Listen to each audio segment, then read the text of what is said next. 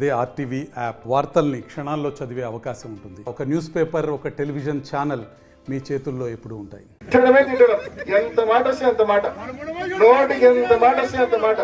నిజంగా బాధేస్తుంది. నాకేం కోపం అయితే లేదు కానీ బాధేస్తుంది. ఎందులో ఇంత ఘోరంగా తిడుతుంటారు మనల్ని.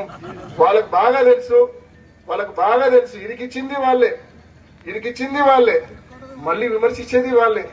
2021లో సునీతక్క, చంద్రబాబు నాయుడు గారు, అప్పుడు ఢిల్లీలో ఒక తెలుగు వ్యక్తి, ఒక పెద్ద మనిషి ఉన్నాడు, ఒక వ్యవస్థను హెడ్ చేస్తూ, చాలా ముఖ్యమైన వ్యవస్థ. ఆ వ్యవస్థ గురించి మనం బయట బహిరంగంగా మాట్లాడలేని పరిస్థితి మీ అందరికీ తెలుసు. బహుశా ఆ వ్యవస్థ హెడ్ అతను వీళ్ళ ద్వారా సిబిఐ ప్రభావితం చేసినారు.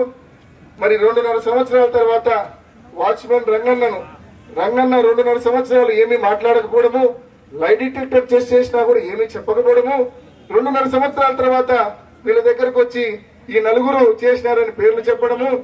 ఆ నలుగురిని సిబిఐ అరెస్ట్ చేయదు. ఆ నలుగురులో ఒక వ్యక్తిని అప్రూవల్ చేస్తుంది.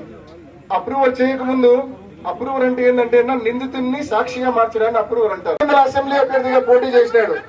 2 అక్కలు రోడ్డు మధ్య తిరుగుతున్నారు కదా, ఏ ఒక్కసారి కూడా అతను నోడిమని మాట వరుస కూడా చెప్పరు. తానే చంపా అని మొత్తుకుంటున్న ఆ వ్యక్తిని ఓడిమని మాట వరుస కూడా మా అక్కగారు ఇద్దరు చెప్పరు.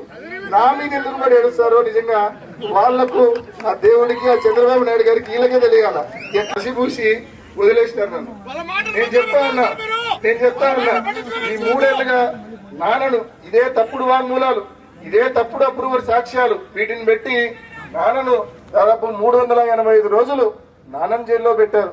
దేవుడి దయ వల్ల, మీ అందరి ఆశీస్సుల వల్ల ఇటీవల ఆయనకు బెయిల్ వచ్చి కండిషనల్ బెయిల్ నాన్న ఎటువంటి వాడో మీకు తెలుసు.